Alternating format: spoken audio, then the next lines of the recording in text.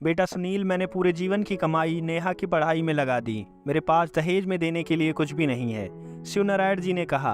अरे नहीं अंकल, मुझे दहेज में कुछ नहीं चाहिए, बस पढ़ी लिखी संस्कारी लड़की चाहिए जो जीवन के हर हालात में साथ निभा सके। शिवनारायण जी को टोकते हुए सुनील ने कहना जारी रखा। नेहा ने तो अंग्रेजी में पीएचडी किया है, पर मैं बस बीएससी किया हूँ और सहायक केमिस्ट की नौकरी करता हूँ। संपत्ति के नाम पर मेरे पास फैक्ट्री से मिला फैक्ट्री का ये आवास है। सुनील बेटा, संपत्ति की कोई बात नहीं है। हम नेहा के लिए ऐसा लड़का देख रहे हैं जो ईमानदारी से 2 रोटी कमा सके।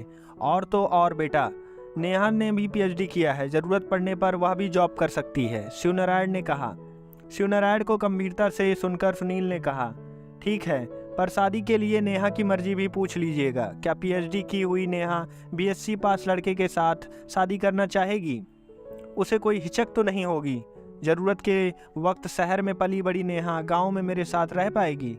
मेरी बेटी हर हालात में खुश रह सकती है, बशर्ते उसे प्यार और सम्मान देने वाला पति मिले। बेटा, तुम्हें दहेज नहीं, संस्कार युक्त जीवन साथी चाहिए। पर यदि तुम्हारे पिता रामपाल जी की कोई मांग हो तो पूछ के बता देना।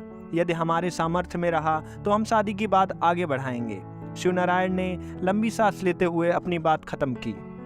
इतने पर सुनील ने हाथ जोड़कर कहा, अरे नहीं, पिताजी बड़े सिद्धांतवादी हैं, मैं उन्हें जानता हूँ। वह दहेज शब्द का नाम भी नहीं लेंगे।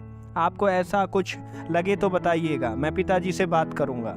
नेहा की शिक्षा इत्यादि को देख पिताजी मान जाएंगे, लेकिन समय निकालकर आप एक बार रमेश चाचा, जिनके माध्यम से शिवनारायण और सुनील की पहचान हुई थी, के साथ बलिया जाकर मेरे पुश्तैनी गांव घर देख आइए और पिताजी से मुलाकात भी कर लीजिए। इतने में शिवनारायण ने कहा, हाँ बेटा, मैं भी सोच रहा था कि इसी रविवार बेटे के साथ बलिया चला जाऊं और रिश्ता पक्का कराऊं। ठीक है अंकल, जैसा भी निर्णय हो आप रमेश चाचा या मुझे बता दीजिएगा, सुनील ने जवाब दिया। ठीक है बेटा, अब हम चलते हैं, आगे फ़ोन पर हमारी बात होती रहेगी। इतना कहते ही शिवनारायण जी अपने कार की तरफ चल पड़े। अगले बुधवार को सुनील को शिवनारायण जी का फ़ोन आया। बेटा सुनील, मैं शिवनारायण बोल रहा हूँ, नेहा का पापा। जी अंकल, नमस्ते। कहिए कैसे हैं और कैसा लगा आपको मेरा गांव घर? पिताजी से क्या बात हुई आपकी? उत्सुकता से सुनील ने पूछा। उधर से शिवनारायण ने कहा, बेटा तुमने जैसा बताया था वैसा पाया हमने सब कुछ। आपके पिताजी भी काफ़ी सज्जन व्यक्ति लगे, खूब आदर सत्कार किया उन्होंने हमारा। पर सुनील, उधर से आवाज़ ना आता देख सुनील ने चुप्पी तोड़ते हुए कहा, पर क्या अंकल, जो भी हो आप निसंकोच कहिए। कुछ नहीं बेटा, सब कुछ पसंद आया हमें, लेकिन नेहा के मामा को गांव वाला आपका घर नहीं सही लगा।